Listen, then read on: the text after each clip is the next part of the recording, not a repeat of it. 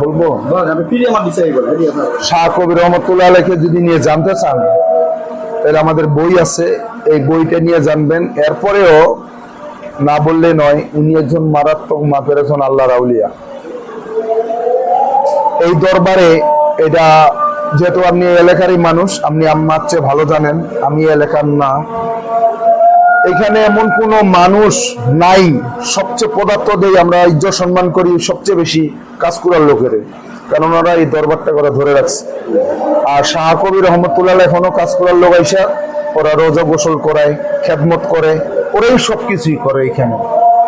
আর এইখানে আম্মা হুজুর আছেন, হাবিব শাহ আছেন, বাবা পাগলা শাহ জিন্দাউলি, এখানে চারজন সশরীরে চারজন আল্লাহর ওলি আছেন।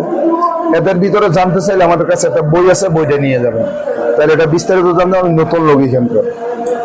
আর কিছু কিছু বিষয় আছে, যেমন 10 মুহররম, ঈদে মিলাদুল নবী সাল্লাল্লাহু আলাইহি সাল্লাম, তারপরে হলো 27শে রাত, এই গুরুত্বপূর্ণ দিনগুলা আমরা এখানে মিলাদ মাহফিলটা করি।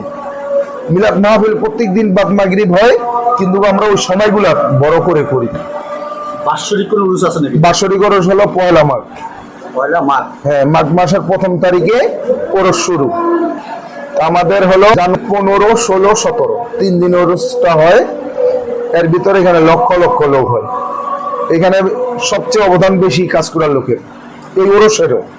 ওরা ট্রাক দরিকা, ট্রাক দিয়ে গোল্ডেন শফি ভাই উনি প্রচুর পরিমাণ চাউল ডাউল সবজি এগুলো পাঠায়, যথেষ্ট সাহায্য একটা পুরা কাজ করার লোকেরা প্রচুর পরিমাণ সহযোগিতা করে। এখানে আমাদের 4টা মাজার, একই পরিবারের 4 জন আল্লাহর ওলি।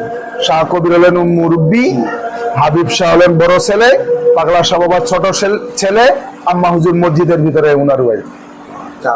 আমরা আছি কতদিন ধরে এখানে? আমি এখানে 3 বছর থেকে।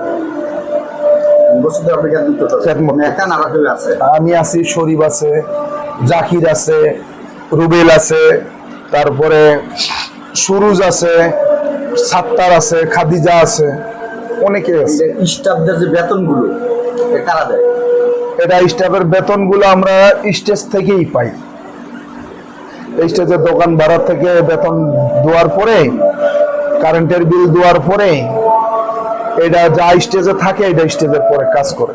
এমনি তো অনুদান মনে আসে না? আসে, বিভিন্ন সংগঠন থেকে অনুদান আসে। তো আসে, কিছু কিছু সংগঠন থেকে আসে কিনা জানি না, মাদ্রাসায় আসে। যদি কিছু বাইরে থেকে আসে অনুদান, তাহলে এটা এই পাশে আসে, এই পাশে একটাই আসে। যেমন খাসি আসে, গরু আসে, মহিষ আসে, হ্যাঁ নগদ এমনিও আসে। প্রতিদিনই তো মনে আপনার এখানে 2 বেলা প্রতিদিন এনামুল হাসান খান শহীদ কমি গ্রুপের চেয়ারম্যানের উদ্যোগেই 2 বেলা পাগল ফকিরদের খানা দেওয়া হয়। প্রতিদিন হয়? প্রত্যেক দিন। খাবারটা কি এই যে মাজারের তরফে না কোনো সংগঠনের তরফে? এটা হলো কোম্পানি দেয়।